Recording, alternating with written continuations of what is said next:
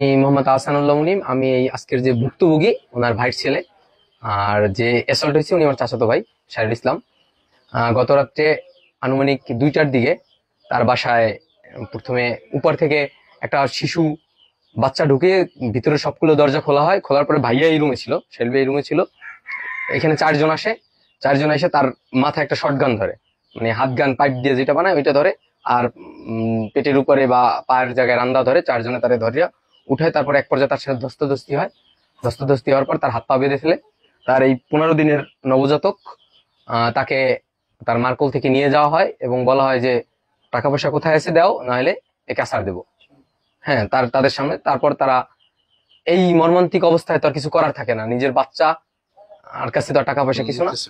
তখন সে টাকাটা দেয় এবং টাকার পরিমাণ হচ্ছে 9 লাখ সামথিং।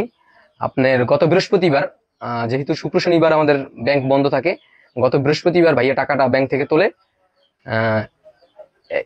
এটা কোনো মাধ্যমে লিক হয় বা কোনো মাধ্যমে জানতে পারে, এটাকে উদ্দেশ্য করে এই ডাকাতিটা হয়। তারপর টাকা দেয়, তারা তাদের হাত পা বেঁধে রেখে বাসায় পাক করা খাসির মাংস থেকে মাংস খায়, ফ্রিজ থেকে মিষ্টি নামে মিষ্টি খায়। স্বর্ণ অলংকার ছিল প্রায় আনুমানিক 10 ভরি বা 12 ভরি স্বর্ণ হবে। এগুলো নিয়ে তারা চলে যায়। সে শিক্ষা দিয়েছে, মানে আমার এই অবস্থা, আমার মারিয়া দাঁড়িয়া মুখ বাইনে আমাদের ঘর ডাকাতি হয়ে গেছে, বাড়িতে চলো।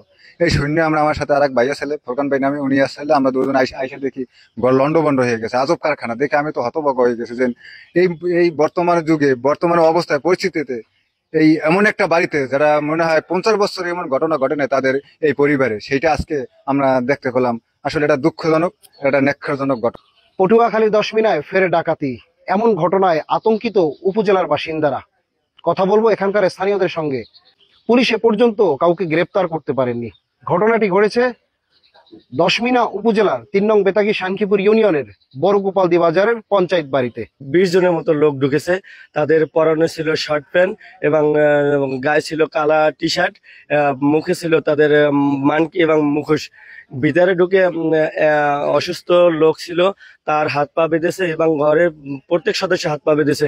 এমনকি শাহরুল পঞ্চায়েতকে বেদরমভাবে নির্যাতন চালাচ্ছে এবং রিভলভার এবং দা চাপাটি দিয়ে ভয়ভীতি দেখাচ্ছে। দশমিনা উপজেলা আইন শৃঙ্খলা বাহিনীকে আরো কঠোর ভূমিকা পালন করতে হবে। দশমিনা উপজেলার প্রত্যেকটি অঞ্চলে, প্রত্যেকটি মহল্লায় তাদের আইন শৃঙ্খলা বাহিনীকে জোরদার করতে হবে। বিছানার পূর্ব পাশে আমি শোয়া, সেখানে 3জন যাইয়েই আমার বলে ওঠ, আমরা ডাকাত।